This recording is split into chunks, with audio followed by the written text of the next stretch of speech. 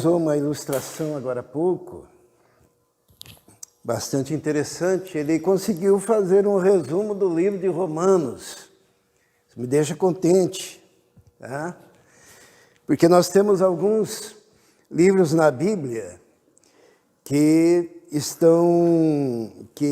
fazem um resumo da graça, do Evangelho da graça do nosso Senhor e Salvador Jesus Cristo.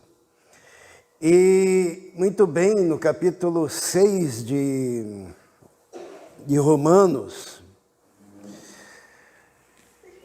nós encontramos uma analogia que o apóstolo Paulo faz de um casamento.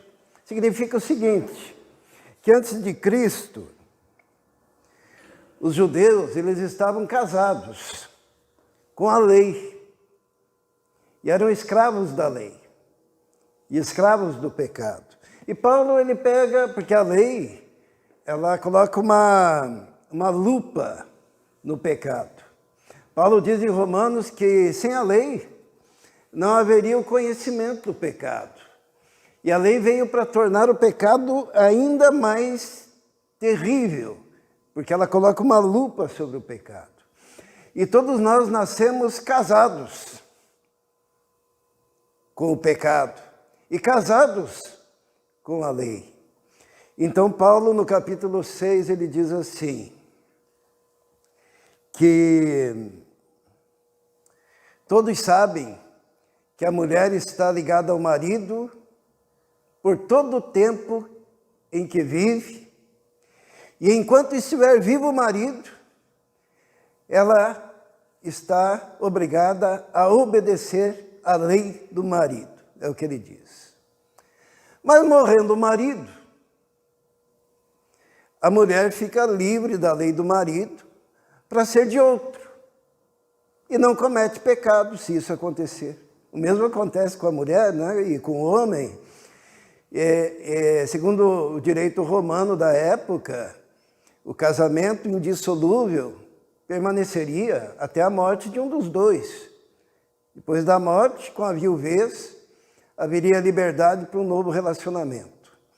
E o que Paulo diz? Paulo diz assim que nós estávamos ligados à lei e casados com a lei. Só que aconteceu um fato. Qual foi o fato? Alguém morreu. E quando esse morreu, o outro ficou livre. Quem que morreu? Paulo diz assim, nós morremos com Cristo. E quando nós morremos com Cristo, ficamos livres desse casamento com a lei, para pertencermos a outro. Quem é o outro? Cristo.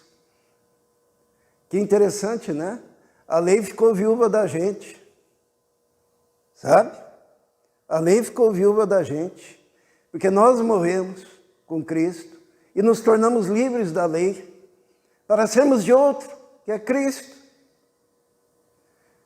E toda vez que alguém quer permanecer nesse pecado ou melhor, nesse relacionamento com o pecado e com a lei, ele simplesmente insiste em algo que já foi totalmente invalidado por Jesus. O que Jesus disse? Jesus ele falou assim, quando perguntaram qual o maior mandamento, o que Jesus respondeu? O maior mandamento era amar a Deus sobre todas as coisas e ao próximo. E ele ainda disse assim, nisso se cumpre toda a lei, toda a lei.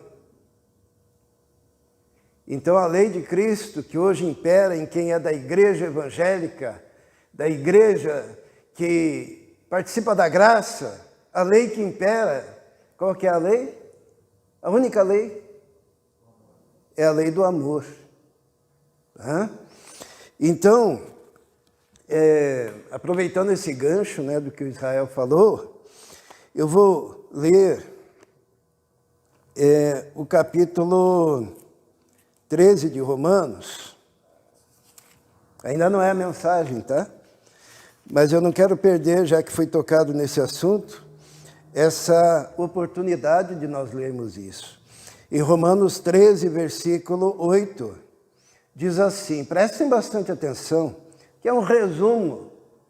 E Paulo escreveu de uma forma que o indivíduo mais simplório, a pessoa que não tem a capacidade da leitura, mas que escute isso, ela possa compreender. Romanos 13, 8 diz assim, não devam nada a ninguém, a não ser o amor de uns para com os outros, pois aquele que ama seu próximo tem cumprido a lei. Quem ama o próximo tem cumprido a lei. Pois estes mandamentos, ele começa a citar, né? Ele diz assim, não adulterarás. Onde que está escrito não adulterarás? É um dos 10 mandamentos, né? Então Paulo começa a citar, ele diz assim, pois estes mandamentos, não adulterarás, não matarás, é um dos 10 também, não furtarás, não cobiçarás. Daí alguém pode dizer, mas não está os 10 aí. Mas daí Paulo, que é esperto, ele pega e diz assim, e qualquer outro mandamento, aqui está incluindo tudo, né? E se há outro mandamento, diz assim, todos se resumem nesse preceito, ame o seu próximo como a si mesmo. O amor não pratica o mal contra o próximo, portanto, o amor é o cumprimento da lei. Que coisa maravilhosa, né? Nós morremos com Cristo, nos divorciamos da lei, ficamos viúvos da lei, para sermos de outro, que é Cristo. E Paulo resume dizendo, e se há qualquer outro mandamento, se cumpre em amar o próximo e amar a Deus, como Jesus mesmo havia resumido. Hoje nós somos livres e somos filhos da graça do nosso Senhor e Salvador.